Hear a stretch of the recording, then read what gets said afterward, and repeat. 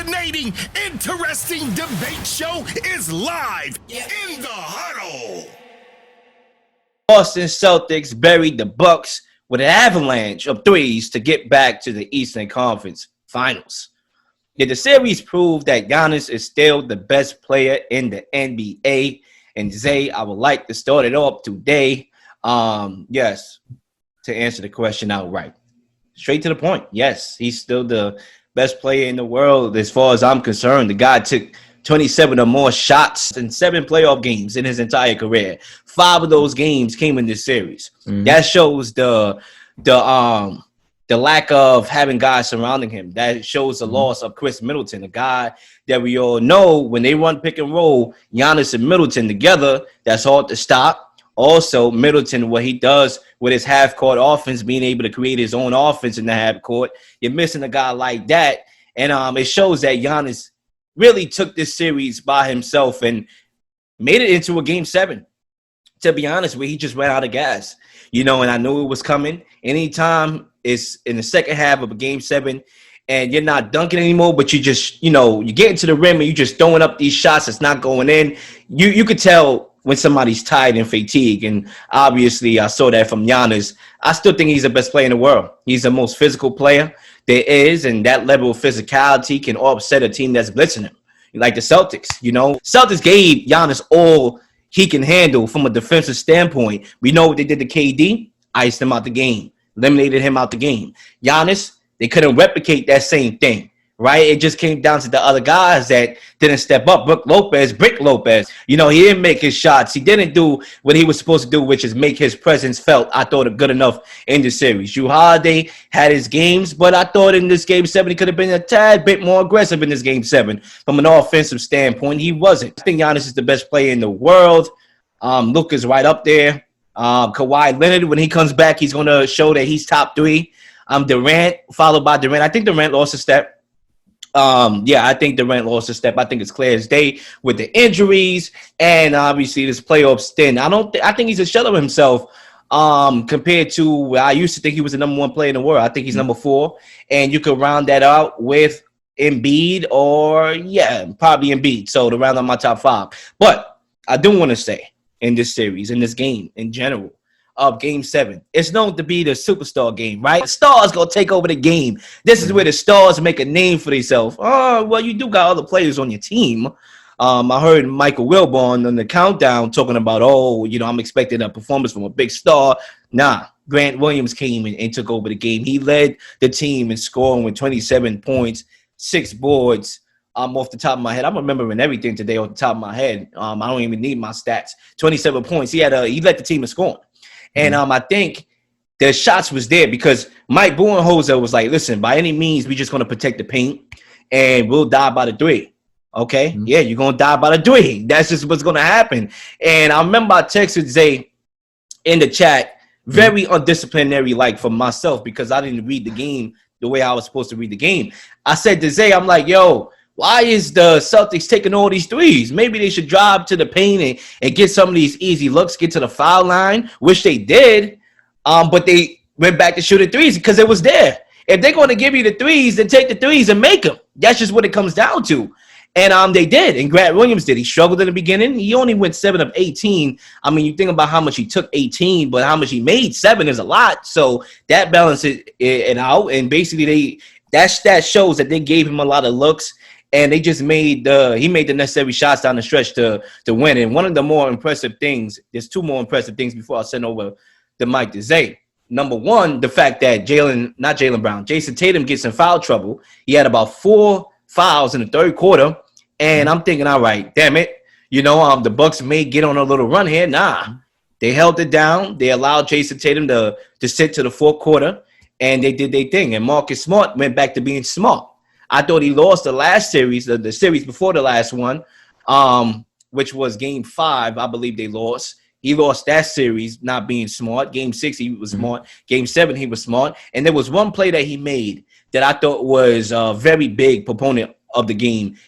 Close to halftime, it's like literally seconds before halftime, he takes a foul at half court, right? And he has the willingness and the smarts to draw that foul to shoot three. And you talk about all the little nuances of an NBA game that can flip momentum. That right there, having the smarts and whereabouts to know where you are on the floor and know that you can get a free 3 points that can change the momentum. Obviously, we know what the Celtics did after halftime. They came out and put the Bucks away right after halftime. That was started by Marcus Smart and him being smart. So that's my overall takeaways of the game, and that's my takeaways on Giannis still being the best player in the NBA. Lil Shadamas on the mic. I think I said it, and I said this after the playoff with the Nets. I said that Jason Tatum is the best player in the NBA playoffs. It was a bold take. It was tough to say. But after watching this series, after watching how he combated against the NBA champions and the Milwaukee Bucks, who had majority of the team besides of PJ Tucker, a big crucial piece from that last year's championship team, I still say that Jason Tatum was the best player and is the best player in the NBA playoffs to this day. I still say it. And I say that because of the intelligence he took throughout the game. I believe, if I'm not mistaken, he only took 14 shots throughout the entirety of the game. He played a lot of smart basketball. 23, 6, and 8. He didn't take those crazy 3-point shots, those really tough shots that he was taking in game 6. He got the game come to him. He allowed his teammates to make plays. He found the open guy. He allowed Grant Williams to get 27 points in this game. Now, if you would have told me 4 days ago, that Grant Williams would be making 27 points in an NBA playoff game, I would have said, "Yacht your mind." I don't see it. I don't believe it. This man was hitting shots and had the confidence to shoot. He took 18 3-point shots, by the way. So it wasn't like he was just taking, 7 for 7. He was shooting perfect. No, he was taking shots. And the team allowed him to feel confident, allowed him to get into a rhythm. Go ahead and take them. And Tatum trusted his teammates in order for them to take those shots. When you look at the combination of the team, you look at Jaylen Brown, 8 for 16. Marcus Smart didn't have the best game, but he did everything. Rebounds, assists, played defense. Al Horford didn't have the best offensive game, but he got the rebounds as well, got the assists. Payton Pritchard, amazing game, 14 points in 17 minutes. It all starts with Jason Tatum making the right basketball plays. He defended well despite those 4 fouls. He defended well. He played aggressive throughout the entirety of the game. Offensively, he found the right guy. He picked his shots. He established his mismatches when he got them. He did everything he needed to do to win this game. The numbers don't look great. It's not 26 and 20. Those numbers look amazing on Giannis behalf. But he also shot 10 for 26, a guy who don't take many jumpers, a guy who mainly his bread and butter is going into the paint, and he missed a couple of those in the fourth quarter, which was surprising. He missed a lot of gimme layups. He missed a couple of jumpers that was wide open. He did a lot of stuff that looked uncharacteristic to Giannis because Giannis seemed gassed. He did everything this Bucks team needs to do plus more, and he wasn't getting help from anywhere on that Bucks court. And I commend Giannis. I think he is great. But I can't put him over Jason Tatum right now. My personal opinion. I think Tatum in this current moment, in this current playoffs, he is showing us that he is the best player on the court on a night in and night out basis because his ability to get to his shots, his ability to make plays for his teammates and still defend the best player on the other side of the floor is amazing to see. It's expressing me a lot, and I know I'm living in the moment, and I'm guilty of it. I understand that. In the moment, Zay. I'm living in the moment, and I understand that because we're talking about the culmination of the entire NBA. I don't think Giannis is better than Luka, in my opinion. I think Luka is arguably maybe the best player in the NBA. Him and Jokic, 1 or 2. I'll give you Luka. We can go Luka because I think Luka. I would have a number 2, Luka, but. It can flip either way. I seen Giannis do it on the biggest stage. That's what takes the balance for me. Correct. And that was the finals where he took over that entire series with his fingerprints. Correct. I just think Giannis, and it's not about you improving because you still got the film, but the way how Giannis improved over these last couple years is beyond me. I know he's not the greatest free throw shooter, but he'll make him in the clutch. I know he's not a great 3-point shooter, but he made a couple of them in this series in the clutch. Every single game was a great stat line. He showed up. What happened to Grayson Allen, bro? Grayson Allen went Casper in this entire series. God damn. He went Casper. He didn't get no help. And when I go to games like, game 3, I believe it is, right? Am I on game 3? I believe game 3. Yep, game 3. And nothing to take away from Tatum. I probably should put him in my top 5. I was thinking, I know it was Embiid. I was saying Embiid is somebody else. That's Tatum to round up my top 5. The difference for me is that when I look at Tatum, and yes, he's been doing a great job since he's been in the league. And at one point, people came at me and said that I'll take Jaylen Brown over Tatum. I mean, come on now. I mean, I think he defeated that narrative. But he will have occasional games where he may not show up. For example, that game 3, when he only scored 10 points, played 41 minutes. Giannis in that same game had 42 points. So I think Giannis, he has been putting together phenomenal games back to back to back to back. I want to see Tatum do it back to back to back to back for me to give him that crown. And that's why Giannis still has it for me. But if you want to go Luka, then we can have a conversation, bro.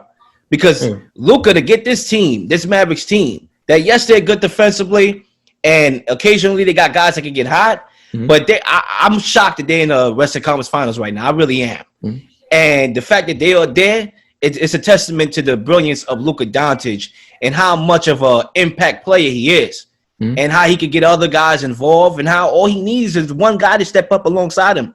It could be Brunson today, it could be Dinwiddie tomorrow. I'm fine with that. As long as Reggie Bullock the next game, I'm fine with that. I'm going to consistently have my team in position. All I need is for one guy to step up and match me and give me some of that help, and we got it. But right now, I go Giannis, then Luka, then I go Kawhi, then KD. Then Tatum, I can even throw in Tatum over KD because of how he played against KD. So I go Tatum, then KD. That's how I look at it. I think, like I said, I think Tatum is the best player in the playoffs for sure. NBA, we're talking about culmination, 82 game season. Right now in the playoffs, I'm going Tatum. This year's playoffs, Tatum is the best player in the playoffs the way he's playing. Culmination of the NBA, right? I personally said a couple years ago that the international players are coming. They're coming to take over. They're not coming to be a part. They're coming to take over the NBA and take over this style and let it become theirs. Right now, I believe the top 4 players in the NBA are all international players. I'm not going in order, but we go Giannis, we go Luka, we go Jokic, we go Embiid. The top 4 players in the NBA. Those are right now top 4 are all international players. The 5th, you could go Braun, you could go KD, you could go whoever else whatever other direction you would like to go. Yeah, I'm going but I don't KD think LeBron for sure. That I can tell you. You could be LeBron, KD, Kawhi, whoever you want to say. But I don't believe any American player is in that top 4 mix. Because I believe these young guys, Embiid, Jokic, Luka, and Giannis, these guys are playing so far above all these guys currently. I'm not talking about in their careers, I'm talking about currently. They're playing so far above them and what they play on defense, how they are offense, how they impact their teams, how they impact their teams winning. When these guys are not on the floor for their respective teams, their teams are arguably lottery pick teams, in my opinion. That's the way I view them. Because if Luka's not playing for the Mavericks, they don't really play as well with him on the court. Now, Mavericks did have a couple games without Luka when Jalen Brunson and Dinwiddie had great games. Commendable. I respect it. I don't see the Mavericks doing that in a full season capacity. They're not doing that against the Suns for sure. I'll tell you that. But I would say this about that point. I mean, yeah, international players, are now domestic players, and they doing their thing, and they rounding out their top 5. The Can You Dig It Sports Radio Network is here. Revolutionize the game of media. Be a dig.